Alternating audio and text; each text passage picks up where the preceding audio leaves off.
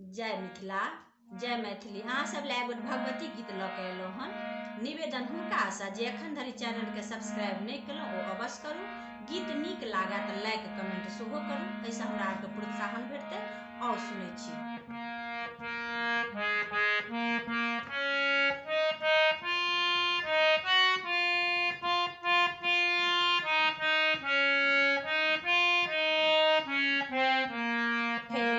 जग जननी हम पापी छी, उपकार करू कि संहार करू।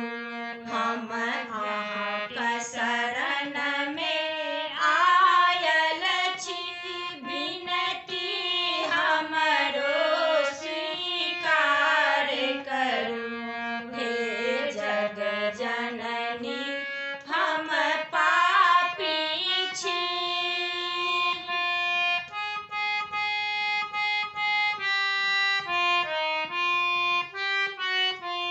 हम जीवन दुख सँ हारि गेलहुँ, हम जीवन दुख सँ थाकि गेलहुँ। तब अहाँक शरण में ठाढ़ भेलहुँ, तब अहाँक शरण में ठाढ़ भेलहुँ।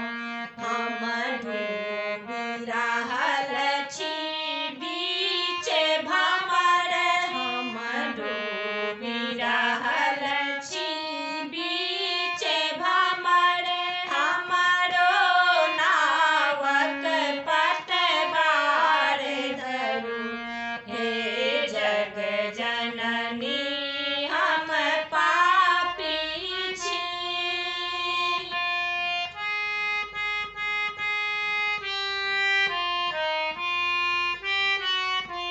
ने कहियो पूजा पाठ केलहुँ, ने कहियो पूजा पाठ केलहुँ, ने कहियो दान जाप केलहुँ, ने कहियो दान जाप केलहुँ।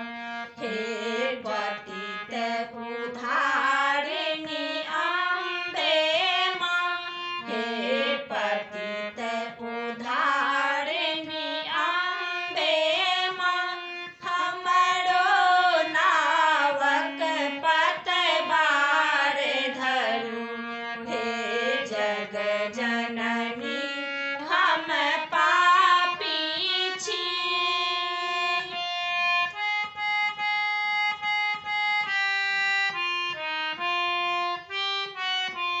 हम जीवन सँ हारि गेलहुँ, हम जीवन सँ हारि गेलहुँ। अहाँ सब दिन हमरा टारि देलहुँ, अहाँ सब दिन हमरा टारि देलहुँ।